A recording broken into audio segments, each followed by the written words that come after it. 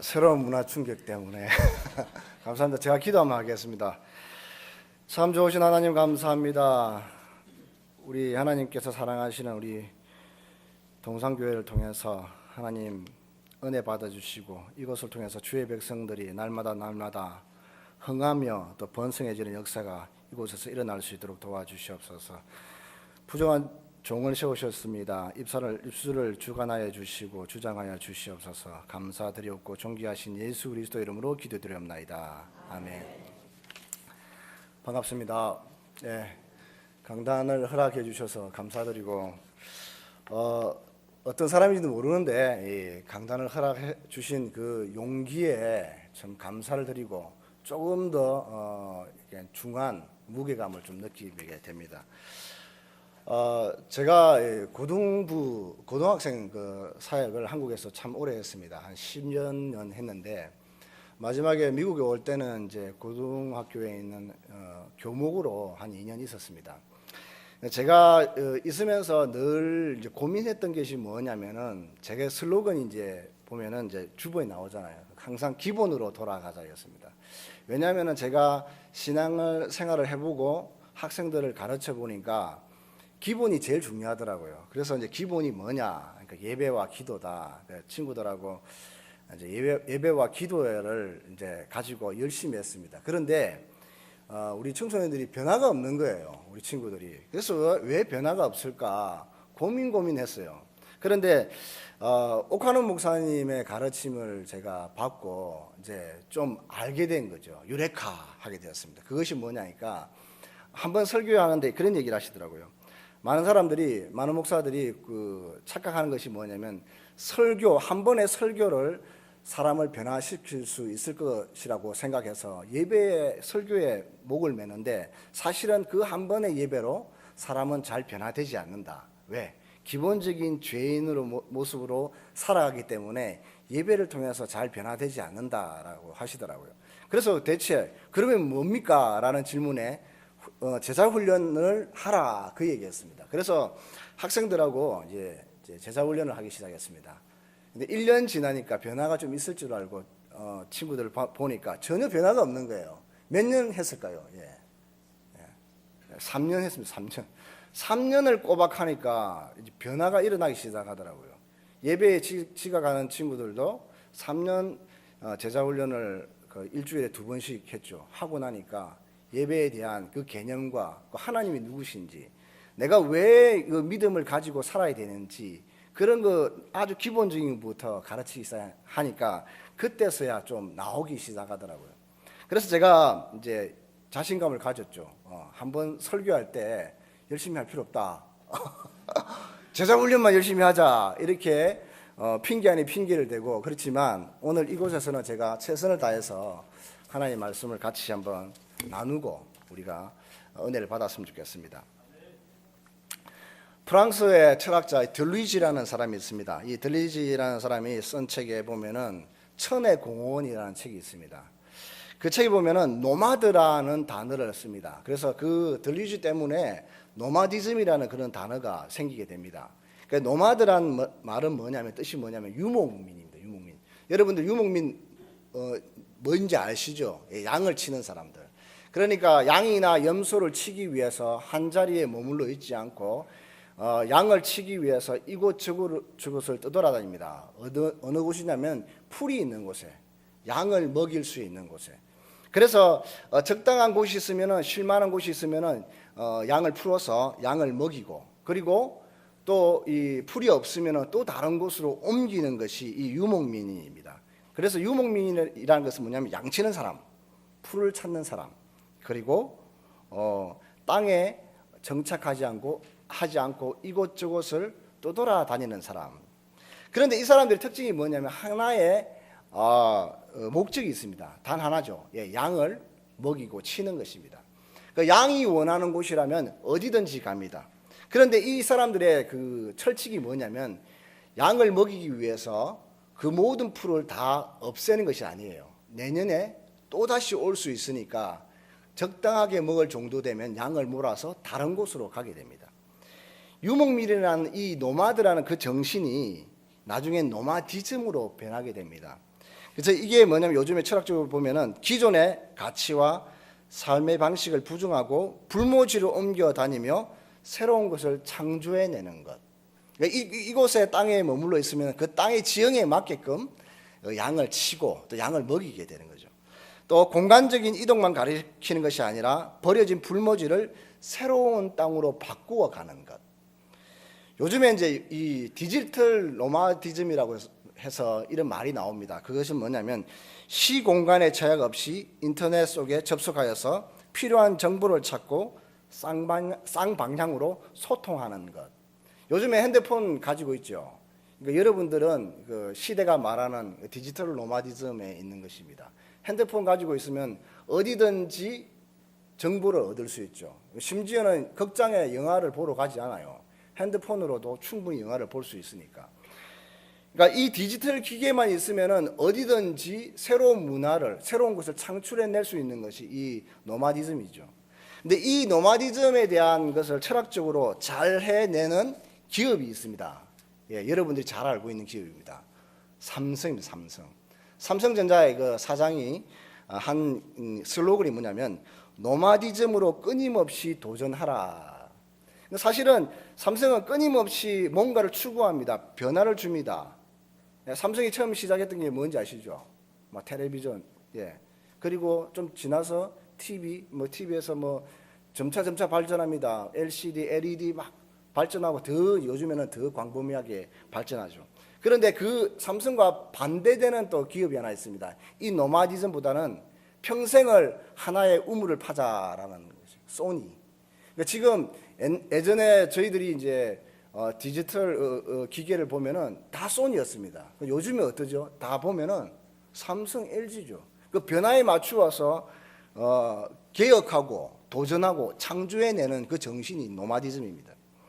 미국에 와 보니까 여기 있는 분들이 전부 다 이 노마디즘을 가지고 있는 분들이더라고요. 예. 한국에 있는 것이 아니라 새로운 것을 창조하기 위해서 이 미국 땅에 오고 이 미국 땅에 와서도 새로운 문화를 만들어내고 또 그것을 창출해내고 번영해 나가는 것이 오늘날 우리가 현대판 노마드이라고 생각합니다. 반대로 이 노마드라는 정신의 유목민과 다르게 나타나는 것이 정주민입니다. 정주민, 정착민들은 좋게 생각할 수도 있습니다. 그런데 이 철학자의 말에 비하면은 좀 반대되게 설명합니다. 부정적으로. 그래서 정착하는 사람들의 이 특징이 뭐냐면 처음 정착을 하고 그리고 안주하게 되고 나중에 되면은 부패하게 된답니다. 근데 사실은 성경을 통해서 약간 비추어보는 모습이 이 정중민에 대한 부분을 안 좋게 비추어서 설명을 하고 있습니다. 언제나 정착하고 안주하고 그렇게 사는 것이 아니라 새로운 변화에 맞추어서 움직여 나가라는 것이죠. 받아들이라는 것이죠. 그 말은 뭐냐면 오늘 내가 은혜 받았으니까 나 정말 은혜로운 사람이라고 생각하는 것이 아니라 오늘 내가 또다시 타락할 수 있다. 오늘 말씀을 받고 은혜를 받고 자고 일어났을 때 내일의 내 모습은 또다시 원상태로 돌아갈 수 있다고 생각하는 거죠.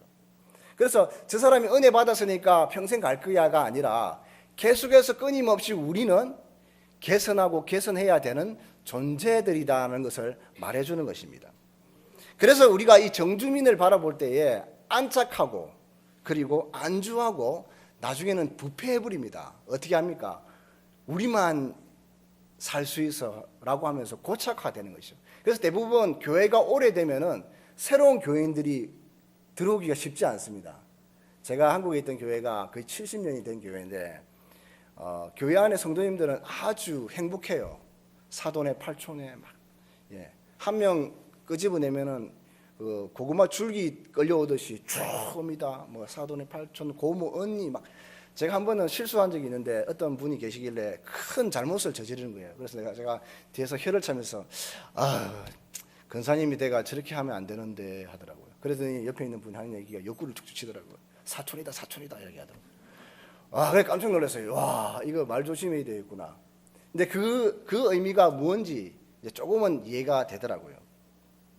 성경의 가르침은 예수님의 주장은 땅에 뿌리 내리고 토박이로 살면서 정체성과 배타성을 지닌 민족을 이루기보다는 어떤 정해진 형상이나 법칙에 구애받지 않고 바람이나 구름처럼 이동하면서 삶을 정주민의 고정관념과 위계질서로부터 해방시키는 유목민의 생각, 사유를 하라고 얘기를 하십니다. 그것이 뭐냐면 예수님이시죠. 오늘 우리 15장의 1절 보면 모든 세리와 죄인들이 말씀을 들으러 가까이 나오니 바리새인과 서기관들이 수군거려 이르되, 예수님의 행동에 대해서 모두가 옳다라고 얘기하는데 바리새인과 서기관들은 어떻게 생각하죠? 수군거리고 있는 거야.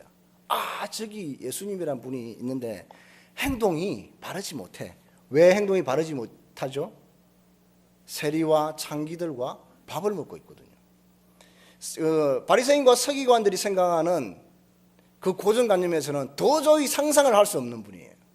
어떻게?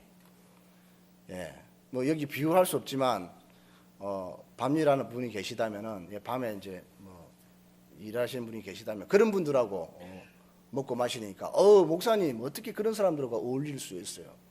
제가 이제 시험 받았던 게 뭐냐면은 사람들이 많으면은 그 중에 좀 되게 거친 사람들이 있죠. 예, 말도 이제 거칠게 하고 행동도 거칠게 하고. 그러면 저는 그 사람들이 이제 좀 측은하게 보이고 좀 안타깝게 보여요. 그래서 좀 가까이 지내면은 사람들이 와서 얘기해요. 목사님 조심해야 됩니다. 조심.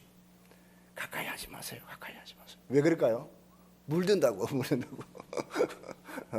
제가 그분한테 좋은 영향력을 미치게 되는데 그분의 믿음이 저를 시험하는 것 같아요. 저를 믿지 못하는 것 같아요. 목사님 물듭니다. 물듭니다. 우리가 생활이 좀 그렇죠. 우리도 늘 있습니다. 우리도 지켜보다가 누군가가 좀 험악한 사람들과 어울리면은 좋지 않는 눈으로 보죠. 예. 그 눈이 누구의 눈이죠? 예수님의 눈입니까? 아닙니다. 우리가 잘 생각해 보면 바리새인과 서기관 눈으로 그 사람들을 보고 있는 거예요. 그리고 예수님은 그 모습을 보면서 안타까워서 비유로 설명합니다. 그러니까 비유로 설명한다는 뭐냐면은 공부시키고 있는 거죠. 제자훈련 시키는 거죠. 모아놓고, 바리새인과 서기관들 모아놓고, 만약에 강론하고 선포했으면 설교죠. 그런데 어떻게 합니까? 비유로 설명합니다. 잘 들어봐라. 자, 모여봐라. 이제 내가 설명해 줄게. 이 아주 히브리적인 문학적으로 이제 아주 고급스럽게 설명을 합니다. 비유로, 이런 양의 비유로, 그리고 이런 드라크마의 비유로, 마지막에는 이런 아들의 비유로 설명을 하죠. 제자훈련 시키는 거예요. 앉아봐. 내가 조용히 설명할게. 니들이 어떤 것을 오해하고 있고 니들의 잘못한 것이 뭔지 내가 조목조목 말해줄게. 그래서 이 성경은 15장에 보면은 비유로 설명합니다. 이런 양의 비유, 이런 드라크마의 비유, 이런 아들의 비유. 사실은 이 각각 떨어진 게 아니라 하나의 비유, 하나의 비유. 설명하기 위해서 처음은 양을 통해서 설명하고, 두 번째는 드라크마를 통해서 설명하고, 세 번째는 사람을 통해서 설명하면서, 무슨 말인지 알겠죠? 이렇게 설명하는 것이 이 비유의 내용이라는 것입니다. 그래서 짐승, 돈, 사람, 숫자로 보면 112, 점차적으로 뭔가를 갖다 핵심 포인트를 주고 있는 거죠. 이게 점층적 기법이라고 얘기를 합니다. 그래서 문학적인 그 히브리 사람들은 아는 거죠. 처음에 간단하게 조금 더 심도 있게, 마지막에는 핵심적인 부분을 설명을 하면서 잘 들어봐, 이런 거야 라고 얘기를 하죠. 그러니까 바리새인과 서기관들은 그 제자 훈련을 통해서 하나님이 어떻게 생각하시는지 알겠다 라고 생각했을까요? 아니죠. 15장 보면은 떠나가 버리더라고요. 그러니까 제자훈련이 한 번 해가 안 되는 거죠. 설교를 한 번 해가 안 되는 거죠. 같은 말 계속 반복하는 거죠. 계속. 우리 목사님들이 같은 말 반복한다고 그러지 마세요. 변화되지 못한 분들이 계시기 때문에 계속 반복하는 겁니다. 언제까지요? 주님 오시는 날까지. 그게 우리 목사가 가지고 있는 사명이거든요. 좀 힘들어요. 때로는 같은 말 계속 반복하니까, 주일마다 하니까, 성경 공부할 때마다 하니까. 그런데 어떻게 해요? 할 수 없죠. 우리가 주는 사명이고 콜링을 받았으니까. 이 비유의 핵심은 잃은 아들의 비유입니다. 탕자의 비유가 아니고 저는 잃어버린 아들이라고 생각합니다. 사실은 이 세 가지 비유를 보면 주체가 있습니다. 잃어버린 거예요. 잃어버린 거. 그러니까 양이, 그리고 드라크마가, 사람이, 걔들이 도망간 게 아니라 성경은 잃었다고 합니다. 그 주체가 목자이고 여인이고 그리고 아버지. 그러니까 어떤 이 객체가 어떤 뭔가를 해서 얻어진 것이 아니라 주체의 능동적인 행위를 통해서 그 사람들을 찾아내는 것이 이 핵심의, 이 비유의 핵심인 거죠. 그러니까 은혜를 받는 것도 우리가 찾는 것이 아니라 어떻게 해요? 하나님이 부어주신다 거죠. 그래서 성령을 부어주시죠. 야, 아멘 안 하십니까? 내 기도하면 성령이 그냥 받을 수 있나요? 그럼 이단이 되는 거죠. 내가 기도한다고 하늘 문이 열리나요? 아니죠. 하나님께서 열어주셔야지 받는 거죠. 착각하고 있는 거죠, 우리가. 그래서 이 비유를 통해서 보면은 주체가 누구냐? 하나님. 예, 이 목자와 여인과 아버지가 주체가 되어서 이 사람들을 찾는 거예요. 그러니까 이 바리새인과 서기관들이 이제 이 비유적으로 봤을 때에 나는 율법을 잘 지키고 그리고 이렇게 구별된 생활을 하는데 내 스스로의 뭔가를 찾을 수 없다는 얘기냐? 라고 생각을 하게끔 만드는 것이 이 비유란 것입니다. 바리새인과 서기관들은 뭐죠? 우리는 철저하게 구별되니까 세리와 창기들과 먹고 마시는 것을 금했죠. 예, 가까이 오는 것을 싫어했죠. 예. 왜? 같이 범하게 되면은 집에 가서 아마 찬물로 샤워를 목욕을 한 수도 없이 했을 거예요. 그것을 씻어내기 위해서. 그런데 그게 아니라고 하는 거죠. 니들이 어떤 행동으로 인해서 구원받고 은혜 받는 것이 아니라 니들을 찾는 사람이 있다는 거죠. 목자고 여인이고 아버지가. 핵심적인 우리 아들의 비유를 한번 보도록 하죠.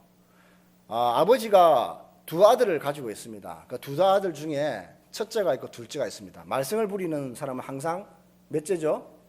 둘째예요, 둘째. 우리 집에도 둘째가 제일 말을 안 들어요. 예, 첫째는 고분고분하고 겁주면 겁도 내는데 둘째는 싹 웃으면서 이제 그런 것 같아요. 다 그렇진 않아요. 예. 아멘 하시는 분은 둘째에게 좀 힘들었던 것 같네요. 예, 둘째가 있는데 둘째가 아버지에게 이런 요구를 합니다. 아버지가 가지고 있는 재산 중에 내 분깃이 있을 거잖아요. 그러면 내 분깃을 주세요. 라고 그렇게 요청을 합니다. 근데 아버지가 노하지 않고 아버지가 그 아들에게 그 분깃을 줍니다. 그 분깃을 가지고 이 아들이 어떻게 됩니까?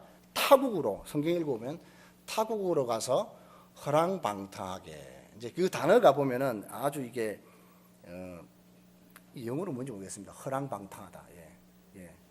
아주 허랑방탕하게 모든 아버지의 가산을 탕진합니다. 그냥 좀 좋은 차 타고 그런 게 아니라 아주 돈을 자유롭게 영혼처럼 다 써버렸던 것 같아요. 근데 사실은 이 아버지에게 이런 아버지의 재산을 요구한다는 자체가 히브리적인 사고로 봤을 때는 아주 위험한 거예요. 아버지의 재산은 언제 받냐면 아버지가 죽었을 때죠. 그러니까 아버지한테 아버지 재산 주세요라는 얘기는 뭐냐면은 나 아버지 죽었다 생각할 거예요. 이런 사람을 뭐라고 하죠? 불효자라고 합니다. 그런 사람이 옆에 있으면은 손을 꼭 잡아주시고 기도해 주시기 바랍니다. 주여 돌아오기를 원합니다. 이 불효자라고 합니다. 근데 신명기 21장에 보면 이런 불효자는 어떻게 하라고 하면 돌로 쳐 죽이라고 해요. 혹시 여기 불효자가 있으면은 돌이 없더라고 올라오는데 아스팔트가 돼가지고 율법은 아주 중합니다. 무겁습니다. 그래서 이 아들은 돌에 맞아 죽어야 될 존재들이죠. 그런데 그 모든 재산까지 다 허비를 해버리고 이제 어떤 상태냐면 돼지를 칩니다. 그러니까 유대인들은 돼지를 싫어하죠. 돼지고기를 먹지 않습니다. 그래서 소설 아이반호 같은 경우에는 유대인들 쫓을 때 돼지고기를 딱 던지면 막 도망가고 막 그런 게 있거든요. 그러니까 유대인들이 싫어하는 게 돼지고기입니다. 그런데 이 둘째 아들이 어떻게 되죠? 돼지를 치고 있는 거예요. 그러니까 이 유대인들 생각에 의하면 가장 인생의 밑바닥까지 간 거예요. 더 이상 갈 데가 없어요. 아무도 하지 않는 돼지를 치고 있고 돼지가 먹는 쥐염 열매를 먹고 있는 거예요. 그러니까 돼지도 위험한데 돼지가 먹는 것까지 먹고 있는 거예요. 근데 사실은 이때 우리 유대인들이 디아스포라로 한 600만 명이 이제 퍼져 있었어요. 그러니까 충분하게 유대인들이 도움을 받거든요. 제가 살고 있는 동네가 이제 주이시 동네인데 유대인들이 대단해요. 단결력이. 조금 못 사는 사람이 있으면은 그 주위 사람들이 돈 빌려가지고 그 사람한테 막 빌려줘요. 이자도 받지 않고. 걔가 막 사업이 망했다면 찾아와가지고 막 그 파이팅 시키고 막 그렇게 해요. 막 괜찮다 하고. 그리고 이제 그 사람이 어느 정도 이제 경제적으로 올라가면은 이제 채무를 갚아라 이렇게 얘기하는데 그 채무도 이자도 받지 않고 막 주기도 하고 그래요. 그 얘기 들어보면은 유대인들이 이렇게 잘 사는 이유를 좀 알겠더라고요. 그런데 이 둘째 아들은 그런 혜택을 받고 있냐면은 못 받고 있는 거예요. 완전 버림받은 존재예요. 그런데 잘 보니까 누가 보면 15장 17절 18절에 보니까 스스로 돌이켜라고 하면서 자기 자신을 본 거죠. 스스로 돌이켜라는 부분은 뭐냐면 자신의 진정한 모습을 이제 아이덴티티를 찾은 거예요. 내가 티끌 같고 질그릇 같고 아무 존재가 없구나.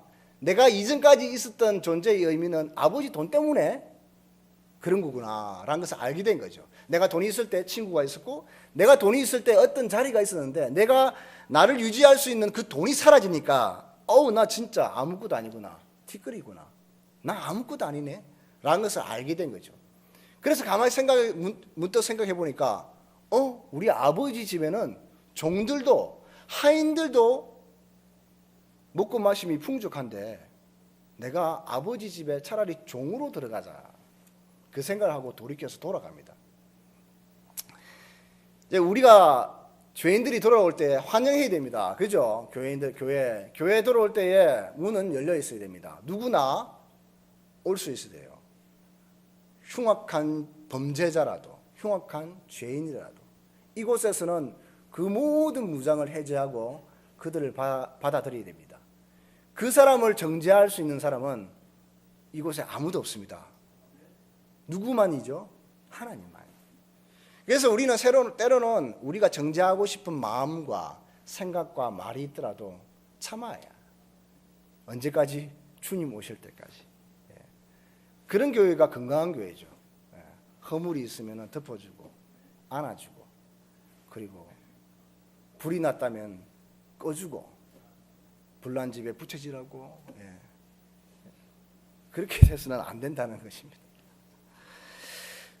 자, 그러면 이 둘째 아들이 아버지께로 돌아가는데 참으로 우리가 지켜봐야 될 것이 뭐냐면 아버지께로 돌아가는 둘째 아들이 있을 때 아버지가 그 둘째 아들을 발견합니다. 멀리서 보고. 성경에 보면은 15장 20절에 보면 거리가 먼데, 옛날 그 성경에 보면 한자로 상거가 먼데, 아주 거리가 참 먼데 그것에서 누가 먼저 발견하죠? 아들이? 아니요, 아버지가 먼저 발견을 해요. 아버지가 그를 보고 측은히 여겨 달려가 목을 안고 입을 맞추니. 아버지 행동이 왜 이랬을까요? 율법을 봐야 됩니다. 돌에 맞아 죽어요. 만약에 아버지가 먼저 발견하지 않고 다른 누군가가 발견하면 동네 어귀에서 아버지를 만나기 전에 돌에 맞아 죽어요. 그러니까 아버지가 어떻게 하죠? 달려가는 거예요. 그러니까 아버지가 아들이 집을 떠난 이후로 한 번도 마을 어귀를 안 쳐다보고 있은 적이 없으신 거예요. 누구도 우리 아들을 발견하기 전에 내가 달려가야지. 이게 뭐냐면 하나님의 마음이에요. 하나님의 사랑이에요. 그러니까 우리가 생각하는 약간 그런 사랑이 아니라 하나님의 사랑이라는 것은 이런 사랑이에요. 이런 사랑. 누가 발견하기 전에 내가 그를 발견해서 그를 안아버린 거죠. 그 안는 순간 그 아버지는 그 모든 저주를 아버지 스스로가 다 받으시는 거예요. 돌을 맞으시는 거예요. 이게 뭐냐면 십자가예요. 십자가. 이것을 이해를 못하면은 교회를 나와도 예수를 믿어도 소용이 없는 거죠. 진정한 예수를 모르고 진정한 십자가를 모르기 때문에. 그 저주의 돌을 그 아버지가 다 맞으시고 끌어안으신 거예요. 그렇게 나온 사람들이 누구죠? 옆에 있는 분 보세요. 이 자매고 이 형제님인 거예요. 그래서 그 주님이 그 돌을, 저주의 돌을 맞으시고 구원한 존재를 우리 스스로가 정죄할 수 있습니까? 없습니까? 없어요. 그런데 우리는 바리새인과 서기관과 같이 정죄하는 거예요. 예수님 어떻게 바리새인과 창기와 세리들과 밥을 먹을 수가 있습니까? 이 말은 예수님을 정죄하는 거죠. 수군거림이 뭡니까? 신을 부정하는 거예요.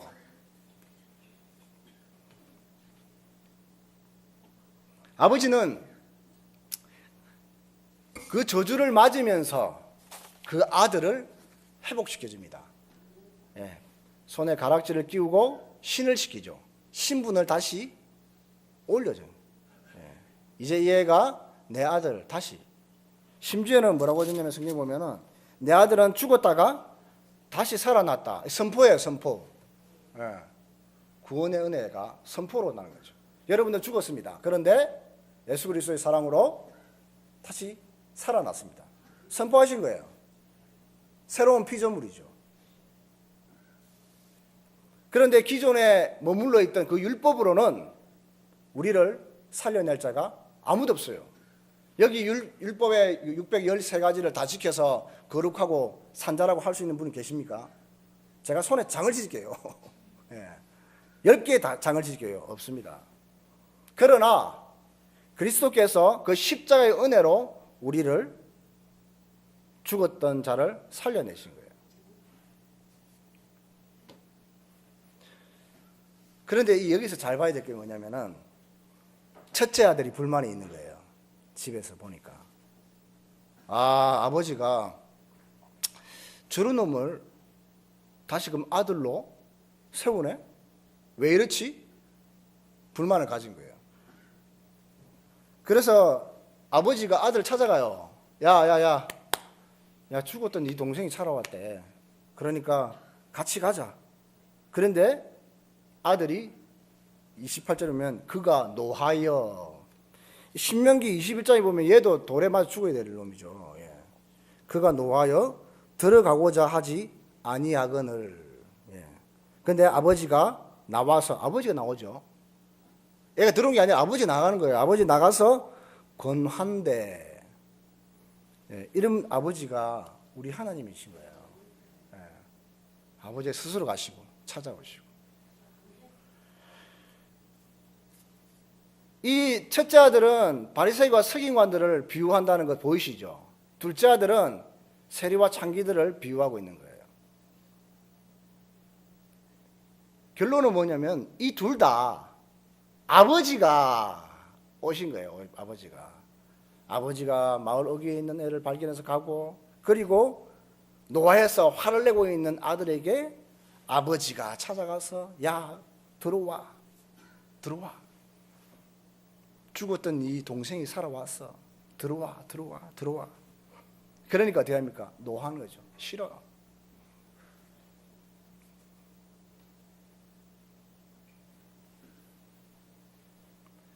첫째 아들은요, 아버지를 정죄해버려요. 더 심각한 거죠. 오늘 마지막에 핵심이죠. 만약에 첫째 아들을 꾸짖을 것 같으면 앞부분을 썼을 건데 마지막 클라이막스로 첫째 아들을 얘기합니다. 첫째 아들은 아버지까지 정죄해버려요. 아버지 너 잘못한 거라. 이 말은 뭐냐면 인간이 신을 부정하는 거죠. 무서운 죄입니다. 중세 같으면 이 사람은 화형당하죠. 화형. 신을 부정한 거예요. 신을 부정. 하나님이 당신이 하는 행동 모두가 잘못된 겁니다. 내가 하는 행동이 바른 것입니다. 어떤 걸로요? 우리의 의, 우리의 율법.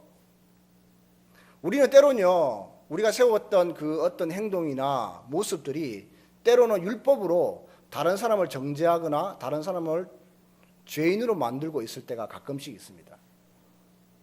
우리 청년들이요, 바쁘죠? 무지 바빠요. 맞아요. 그런데 어른들이 헌신예배 그 하나 뭐다? 말하면 어떻게 돼요? 안 되죠. 맞아요. 그래도 와야 돼요? 그래 와야 되는데 뒤에 고개 끄덕거린대요. 얼마나 바빠요. 요즘 같은 청년들이. 그 많은 업무에 또 미국도 또 얼마나 또 인종차별 심합니까? 그 속에서 살아남기 위해서 고군분투하고 있고 격려해야 되죠. 칭찬해야 되죠. 어떤 사랑으로? 아버지의 사랑으로, 은혜로, 그리스도의 십자가의 사랑으로 덮어야 되죠. 그럴 때 청년들이 더욱더 힘을 내서 일을 하고 또 신앙생활도 하고 힘을 내는 거죠. 요즘 젊은 것들은 안 돼. 많이 하신 얘기들이 그렇습니다. 사실 우리는 모두가 죄인입니다. 어느 누구도 우리 스스로의 공로로 구원받을 수 없으며 주님께로 갈 수도 없습니다. 그분이 와야 됩니다. 우리의 제약됨, 티끌됨, 질그릇 같은 걸 깨닫고 우리 스스로가 고백하고 그분 앞에 엎드려져야 되는 것입니다. 예수님은 오늘 이 얘기를 바리새인들과 서기관들에게 얘기를 합니다. 또 동일하게 이 시대에 우리들에게 얘기하고 있는 것입니다.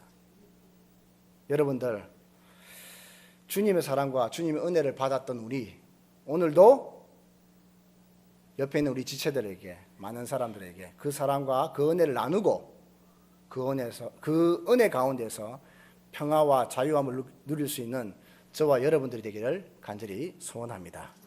기도하겠습니다. 성도는 이 세상에서 하나님을 떠난 자들이며 돼지 우리와 같은 삶이며 파산된 삶입니다. 그러나 오늘도 그리스도의 십자가의 은혜로 우리는 회복되며 죽었던 우리가 살아남을 고백합니다. 하나님, 우리 이 교회 가운데에 그 은혜와 그 사랑이 풍성하게 일어날 수 있도록 도와주시고 그 생명의 사랑이 다시금 싹틀 수 있는 그런 역사가 이곳에서 일어날 수 있도록 우리 하나님께서 함께하여 주시옵소서. 감사를 드리옵고 존귀하신 예수 그리스도 이름으로 기도드리옵나이다.